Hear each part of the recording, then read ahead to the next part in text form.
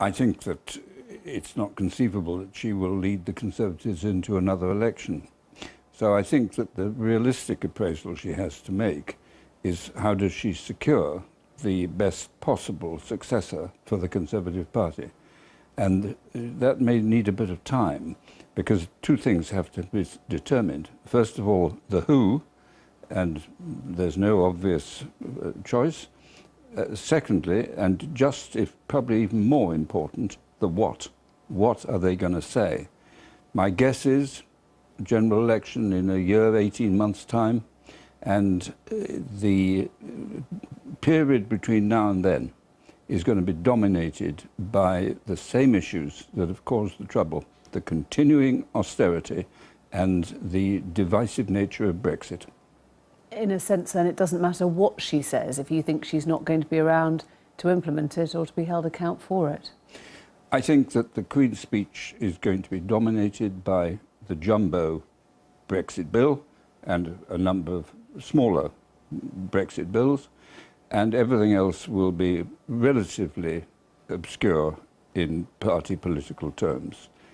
And if Theresa May goes, does she take her own version of Brexit with her? I think it's already gone. I think that the idea of a hard Brexit is not credible. I don't think there's a majority for it in Parliament. We have a split cabinet, we have a split country, and the opening shot, if you like, yesterday, the first meeting, we lost the argument on the issue of the bill we're going to have to pay. We wanted to get on to the trade issues, vitally important. The French and the Europeans said no. We protested. What happened? They won. Do you think Brexit, as it stands, is dead? Yes, as in the hard sense that we're going to leave the whole thing and be our own independent, sovereign nation. That is simply not the way the world is today working. But you think we will leave the EU? I'm not sure. I think that is very much open to question now. You, sir, are a staunch, unashamed Remainer. There'll be many here saying you're just hearing what you want to hear right now. Well, it's not really what I want to hear, because I'm seeing my country humiliated. You know, though, that a change in leadership would be done by Tory party members, and they are overwhelmingly in favour of a robust Brexit. Or do you think that there should be another coronation of the kind we've just seen?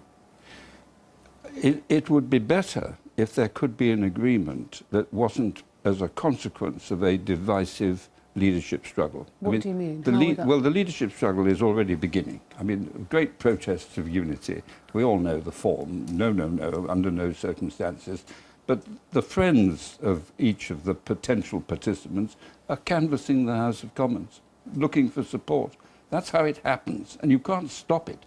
We are seeing the government, minority government, without yet the support of the DUP. Do you think the Conservatives are better off with a deal or without one? I don't think it's relevant, because it won't last long enough to see this Parliament through. Simply the by-election phenomenon, which will start unavoidably and will reflect public disquiet, which is always there in the midterm, is a bigger threat than can be met by what looks like a very fragile relationship, if it happens, with the DUP. So is there anything that Theresa May can say tomorrow which would give her the authority to reset the clock and start again?